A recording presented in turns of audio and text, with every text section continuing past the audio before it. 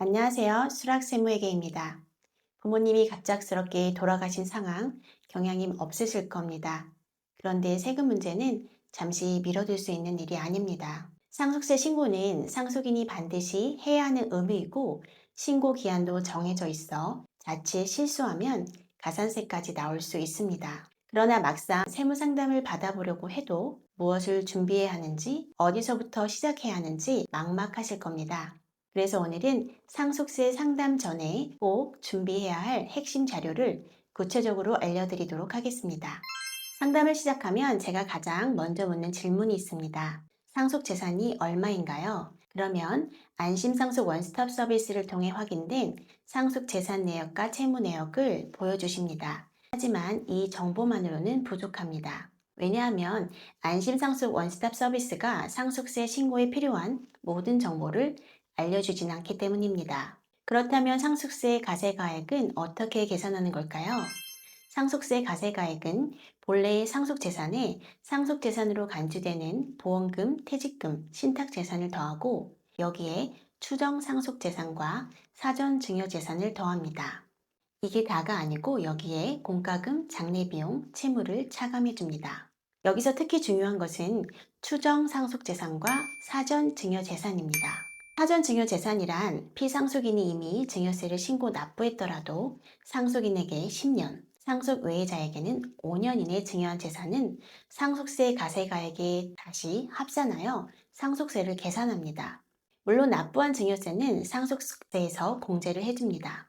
그 다음 추정상속재산이란 피상속인이 사망하기 2년 이내에 예금, 증권, 부동산 등 일정 금액 이상의 인출 또는 처분이 되었는데 그 사용처를 소명하지 못한다면 국세청은 이 자산을 상속인에게 미리 준 것으로 추정하여 과세할 수 있습니다. 안심상속 원스톱 서비스에 나오지 않는 상속세 가세가액 자료를 어떻게 찾으면 될까요? 첫 번째, 국세청 홈택스에 상속재산 및 사전증여재산 조회 서비스를 신청하는 것입니다.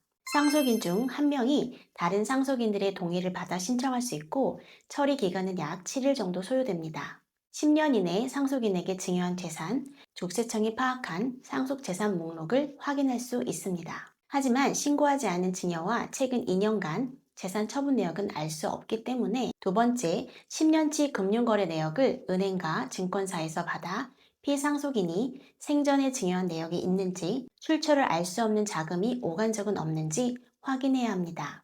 은행과 증권사에서 입출금 내역을 받아오면 이를 통해 증여로 확인된 금액이 있다면 사전 증여 재산으로 가세가액에 포함하고 과거 2년간 일정 금액 이상 출처를 알 수 없는 금액이 있다면 추정상속재산으로 상속세 가세가액에 포함합니다. 세 번째, 사망 직전, 즉 상속 개시일 2년 이내에 처분 내역이 있는지 확인합니다. 예를 들어 부동산을 양도한 자금이 어떻게 사용되었는지 증빙하지 못하면 이건 역시 추정상속재산으로 간주되어 가세될 수 있으므로 상속 개시일 전 2년 내 자산 처분 내역과 사용 내역은 파악해서 오셔야 합니다. 마지막으로 한 가지 더 말씀드리면 상속세 가세가액에 차감할 장례식장 비용, 화장 또는 매장비, 묘지 설치비 등 장례비 관련 지출 증빙을 준비해 오세요. 지금까지 말씀드린 내용을 정리하면 이렇게 됩니다.